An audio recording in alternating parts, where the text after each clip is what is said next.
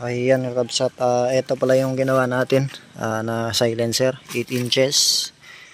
So isang baffle lang yung nilagay natin, pero kahit pa paano medyo tahimik pa rin naman siya kapag ginagamit natin. Ayan, so walang sabit. Ayan. Parang yung design niya ay katulad nung shroud na ginawa natin, dahil hanggang dito yung barrel natin, nakasuksok hanggang dito sa kalahati. Ngayon testing natin yung groupings nya at susubukan na rin natin yung difference ng 5.5, 5.4 at yung original size ng Astro. Ayan. So magre-resize tayo. Ito yung 5.4 natin, tapos 5.5. At ito pala yung ginagamit natin, 5.4. Ayan, 5.4. Ito yung resizer natin na 5.4. Ayan, 5.4 yung size. So ito yung ginagamit natin ngayon, dahil mas maganda yung groupings niya sa long range. So parehas din naman sa short and long range. Yan, napakaganda ng groupings sa 5.4. At ngayon gagawa tayo ng 5.5, tatlong piraso para may pag-compare natin yung groupings. Yan, ito yung 5.5 natin. Yan, sa mga gustong mag-avail, meron pa tayong available na 6 pieces. Ayan, so last na resizer natin, 6 pieces na 5.5. Okay. Ayan, so stainless na rin pala yung ginamit natin. Ayan, stainless 304 yung ginamit natin na pellet pusher.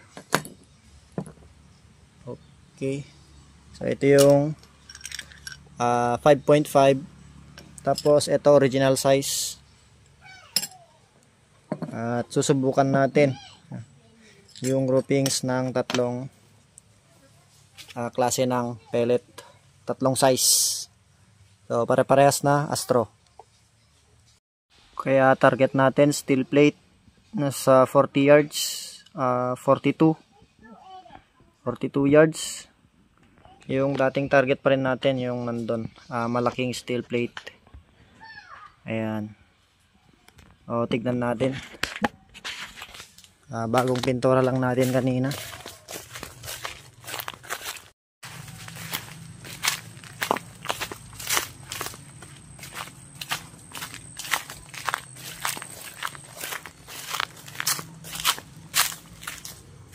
Yan, ito yung steel plate na target natin, malaki.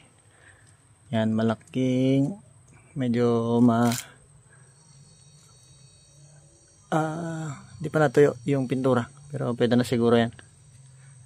Yan, testing natin dito. Ito yung magiging guide natin. Yan, dito yung aim point.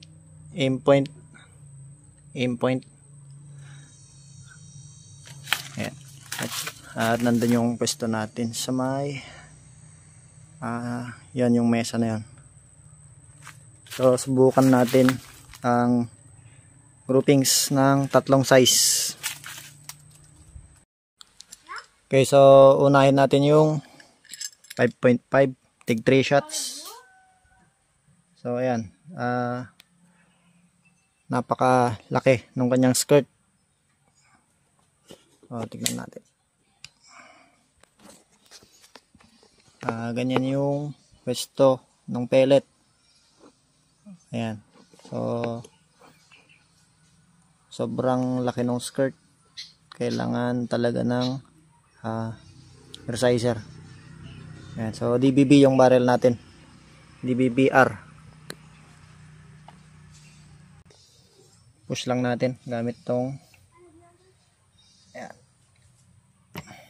Uy, sumuksok hanggang sa loob, napasobra. Okay, first shot natin.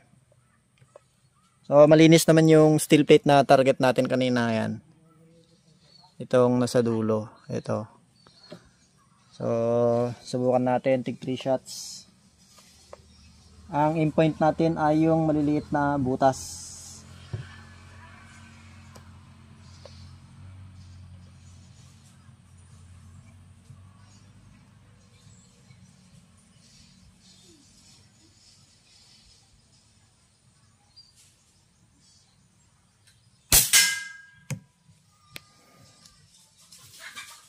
Okay, second shot natin. Okay, medyo malaki yung head size. Yung isa. Ayun. Medyo mahirap. Pasok.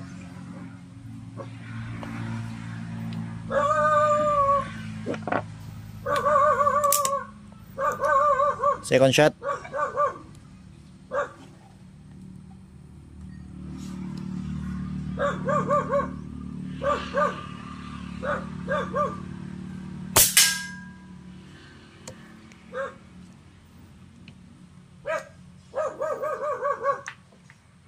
Ayun.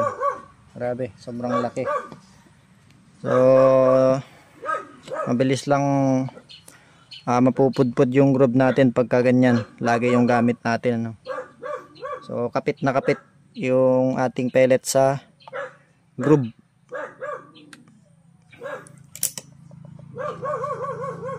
Okay, last shot sa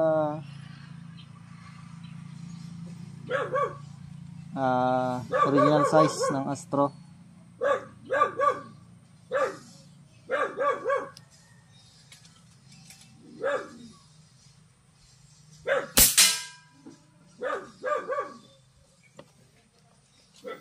Yan. So next naman natin ay itong 5.5, 3 shots ulit. Ayan, 3 shots tayo. So ito yung fittings ng 5.5. Ayan, swabe, hindi na kailangang itulak. Ayan. Sa right side naman tayo, upper right side.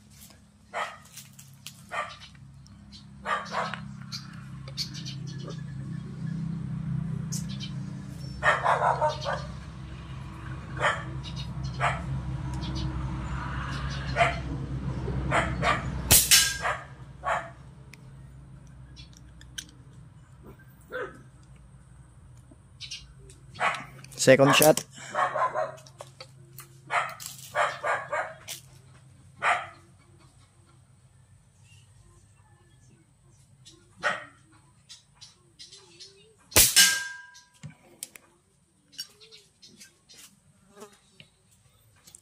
Third shot natin sa 5.5 mm.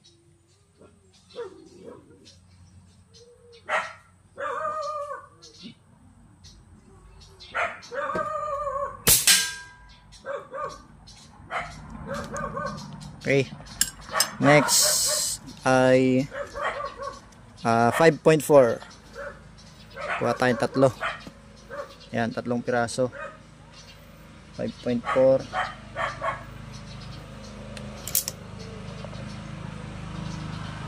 Isa pinakababa ang magiging target natin. Lower left side.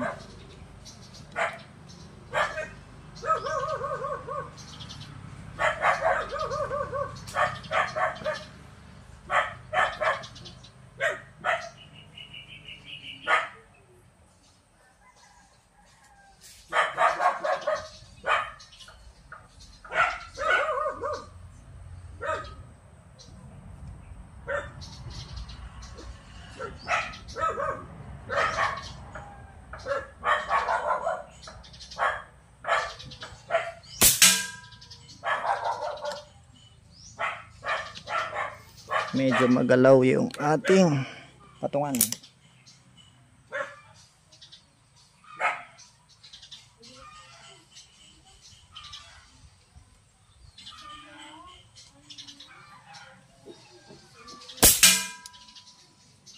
Ang ganda. Last.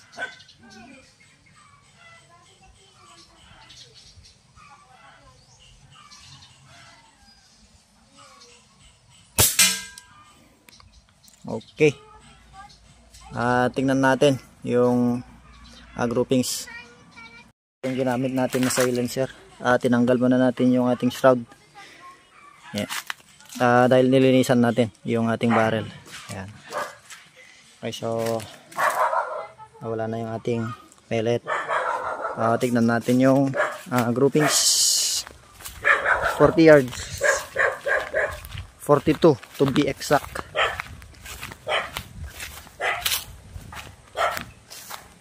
So ito ngayon yung naging groupings natin.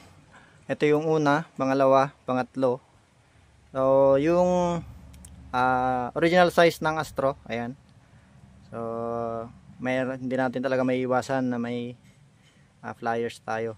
Pero pasok pa rin naman sa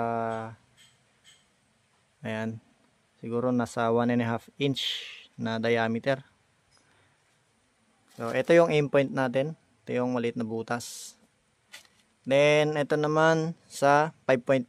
So goods pa rin naman siya sa 5.5 dahil pasok sa ayan, piso. Ayan, pasok sa piso yung kanyang groupings. Then dito tayo sa 5.4. So mas magkakalapit sa 2, 3. Ayan.